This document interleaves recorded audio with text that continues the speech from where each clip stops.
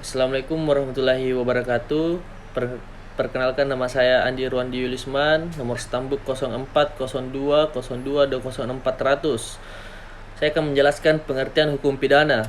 Hukum pidana adalah sebuah aturan atau hukum yang dapat mengatur pelanggaran dan kejahatan terhadap kepentingan umum, dan kepada pelakunya dapat diancam hukuman berupa penderitaan atau siksaan. Dan selanjutnya, hukum pidana yang dikemukakan oleh Pompey yang mirip dengan rumusan Simons, namun lebih singkat, yaitu keseluruhan peraturan hukum yang menunjukkan perbuatan-perbuatan yang mana seharusnya dikenakan pidana dan terpidana. Dan selanjutnya, menurut Haswenkiel Suringa mengatakan bahwa Lus Penali, hukum pidana material, adalah sejumlah peraturan hukum yang mengundang larangan dan perintah atau keharusan yang terhadap pelanggarannya yang diancam dengan pidana, sanksi hukum, dan barang siapa yang membuatnya.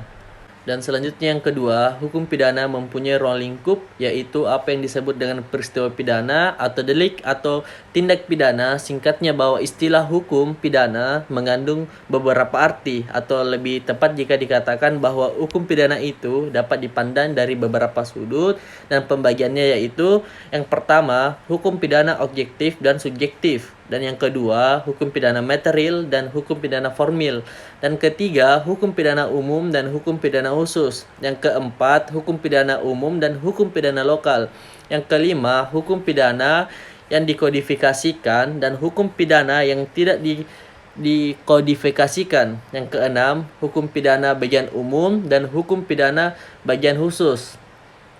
Dan selanjutnya, nomor ketiga, tindak pidana adalah suatu perbuatan yang dilarang atau diperintahkan dan atau diwajibkan oleh undang-undang, yang apabila dilakukan atau diabaikan, maka orang yang melakukan atau yang mengabaikan itu dapat diancam dengan hukuman.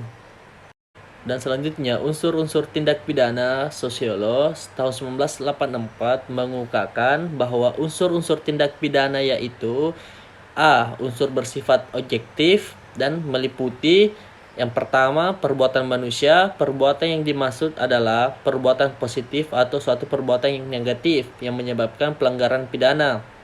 Dan yang kedua, akibat perbuatan manusia, yang terdiri dari merusak atau membahayakan kepentingan hukum, yang menurut nomor hukum pidana itu perlu ada supaya dapat dipidana.